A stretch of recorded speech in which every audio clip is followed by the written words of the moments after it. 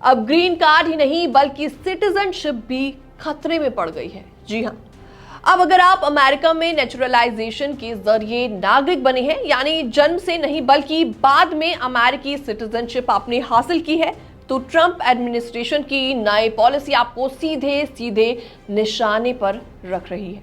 नमस्कार, मैं हूं आपके साथ प्रेरणा कौशिक और आप देख रहे हैं एनबीटी इंटरनेशनल।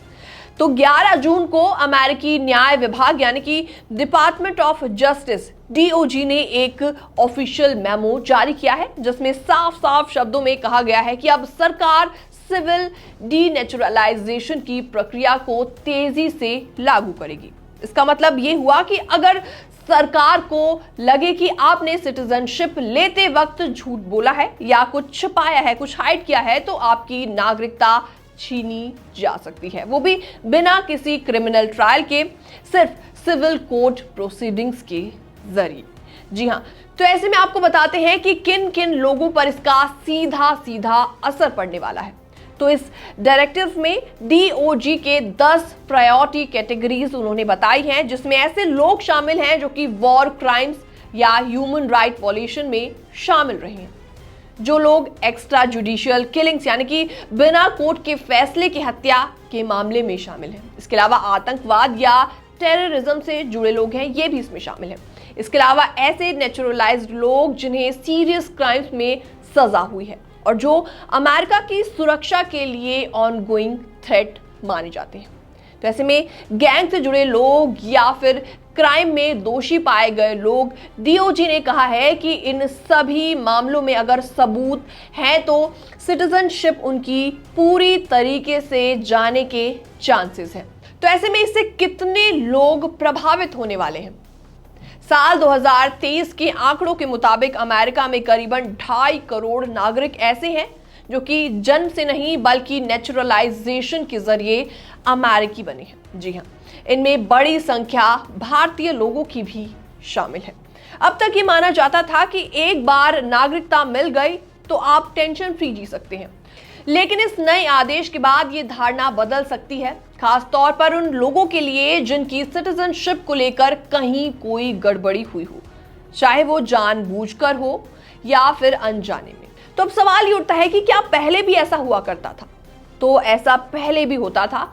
तो हाल ही का आपको केस बताते हैं जिसमें एक नागरिक की नागरिकता को रिवोक किया गया है क्योंकि उस पर चाइल्ड अब्यूज मटेरियल कलेक्ट करने का दोष साबित हुआ था। ट्रंप एडमिनिस्ट्रेशन इससे पहले भी डीनेचुरलाइजेशन टास्क फोर्स बना चुका है, लेकिन इस बार इसे ज्यादा आधिकारिक और आक्रामक तरीके से लागू किया जा रहा है। सरकार का इस पर क्या कहना है, क्या रिएक्शन है? दरअसल डीओजी के मुताबिक इस पूरी प्रक्रिया से अमेरिका सुरक्षित रहेगा क्योंकि इससे गंभीर अपराधियों और आतंकवादियों को रोका जा सकेगा। This will prevent convicted terrorists from returning to US soil or traveling on a US passport। तो ये लाइन सीधे सीधे उस मेमो में लिखी गई है। लेकिन डर की वजह इसमें क्या है? इमिग्रेशन वकीलों और एक्सपर्ट्स का कहना है कि इस पॉलिसी का इस्तेमाल सिर्फ गंभीर अपराधियों तक सीमित नहीं रहेगा, आगे चलकर छोटी मोटी गलतियों पर भी कार्रवाई हो सकती है, जैसे कि नेचुरलाइजेशन के वक्त अगर आपने कोई अरेस्ट रिकॉर्ड हाइड किया हो, इमिग्रेशन हिस्ट्री में कोई गलती या फिर आपने कोई भी इनकम डिटेल्स को हाइड किया हो। तो यहाँ पर सवाल ये उठता है कि क्या इंडियन अमेरिकन भी इससे खतरे में पड़ सकते हैं या फिर नहीं।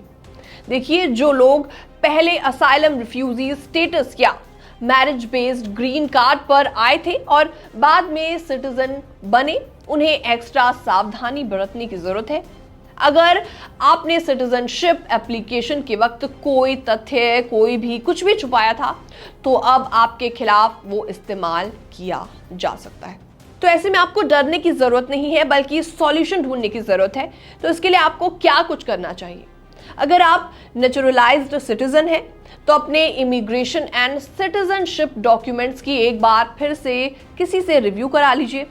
किसी क्वालिफाइड इमिग्रेशन अटॉर्नी से लीगल ऑप्शन ले, खासतौर पर अगर आपका कोई पुराना क्रिमिनल रिकॉर्ड रहा हो, चाहे वो माइनर ही क्यों ना हो।